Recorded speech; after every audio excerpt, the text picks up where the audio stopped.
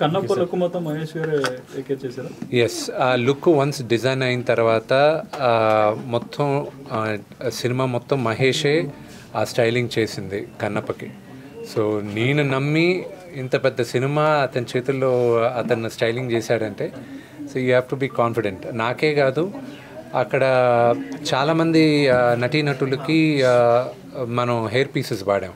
అంటే ఈ పౌరాణిక చిత్రం కాబట్టి ఆ హెయిర్ పీసెస్ వాడినప్పుడు దాన్ని స్టైలింగ్ చేసేదంతా విగ్స్ అన్నీ కూడా మనకి హెయిర్ పీసెస్ బాంబే నుంచి వచ్చినప్పటికీను దాన్ని స్టైలింగ్ చేసి ఆ క్లిప్స్ అంతా చేసింది మహేష్. అంటే అక్షయ్ కుమార్ గారు, ప్రభాస్ గారు అందరికీ అంటే ఆ పెద్ద తారలందరికీ వాళ్ళ పర్సనల్ స్టైలిస్టులు ఉంటారు. మిగతా వాళ్ళకి ఇప్పుడు శరత్ కుమార్ గారి దగ్గర నుంచి వీళ్ళందరికీ ఈయన దగ్గర స్టైలింగ్ చేశారు. ఫస్ట్ ఆ ఒక హెయిర్ పీస్ని స్టైల్ చేసిన తర్వాత వాళ్ళ స్టైలిస్టులు దాన్ని అమలుపరుస్తారు. So that's what. నాన్నగారు 50 years కంప్లీట్ చేసుకున్నారు, చాలా గ్రాండ్గా సెలబ్రేషన్ కూడా చేశారు. ఎలా అనిపిస్తుంది? 50 years celebration grand event next year నవంబర్లో ఉంటుంది, 2025 నవంబర్లో ఉంటుంది. అప్పుడు దాకా ప్రతి నెల ఒక ఈవెంట్ చేయబోతున్నాం. అది ఇప్పుడు డిసెంబర్లో వచ్చే ఈవెంట్ వచ్చి ప్రతిరోజు ఆయనకు నచ్చిన సీను, ఆయన ఇన్ని సంవత్సరాలుగా ఆయన దాదాపు 600 చిత్రాలు నటించారు. ఈ 600 చిత్రాల్లో ఆయనకి నచ్చిన 31 సీన్లు రోజుకొకటి ఆయన డిస్ప్లే చేస్తూ ఉంటారు, అంటే ఆయన ట్వీట్ చేస్తుంటారు. So I'm also looking forward ఆయన 31 ఫేవరెట్ సీన్స్ ఏంటి అని తెలుసుకోవడానికి. వాటిలో మీ ఫేవరెట్ సీన్ ఏంటి? నా one of my all time favourite scene assembly రౌడీలో. చాలామందికి పెద్దరాయుడు అంటారు, కానీ పెద్దరాయుడు కన్నా ముందు నాకు అసెంబ్లీ రౌడీలో భాష సీన్ ఒకటి, రెండోది రాయలసీమ రామన్న చౌదరిలో ఇది దేవుడి గురించి మాట్లాడతారు ఆయన.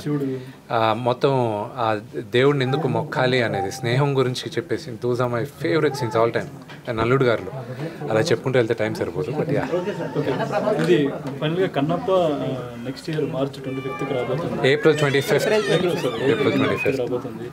సమ్మర్లో మీకు మరి ఏ సినిమా పోటీకి రాదని అనుకుంటున్నారా? ఈరోజు ప్రతి నిర్మాతతోనూ మాట్లాడి మేమందరం ఇంత భారీ బడ్జెట్ సినిమాలందరూ ఒకరొకరు మాట్లాడుకొని స్పేస్ ఇచ్చి చేయడం జరుగుతుంది. అలాగే చాలామందితో చర్చించి ఇనిషియల్గా ఆగస్ట్లో రిలీజ్ అవ్వాల్సింది డిసెంబర్కి షిఫ్ట్ అవ్వడం, ప్రొడ్యూసర్స్తో మాట్లాడి జరిగింది. ఇప్పుడు మాకు విఎఫ్ఎక్స్ ఈ సినిమాలో చాలా నేర్చుకుంటున్నాను. అంత ఈజీగా అవ్వట్లేదు పోస్ట్ ప్రొడక్షన్ ఇదంతా. సో ఎందుకు డిసెంబర్లో రిలీజ్ చేయలేదని ఎవరు అడగరు.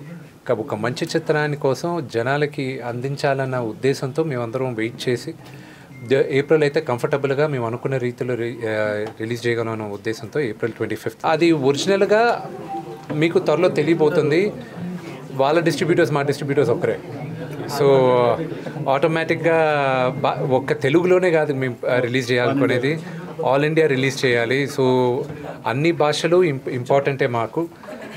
నాకు మేజర్ సీక్వెన్స్ ఒకటి ప్యారిస్లో జరుగుతుంది. ఆ సీక్వెన్స్ రావడానికి డిసెంబర్ ఎండ్ అవుతుంది. సో దాని తర్వాత ఇక్కడ లోకల్ స్టూడియోస్లోను, అన్నపూర్ణ స్టూడియోస్లోను వీళ్ళందరితో వర్క్స్ జరుగుతున్నాయి. మా బ్యాక్గ్రౌండ్ స్కోర్ జరగాలి. సో దాని గురించి టిక్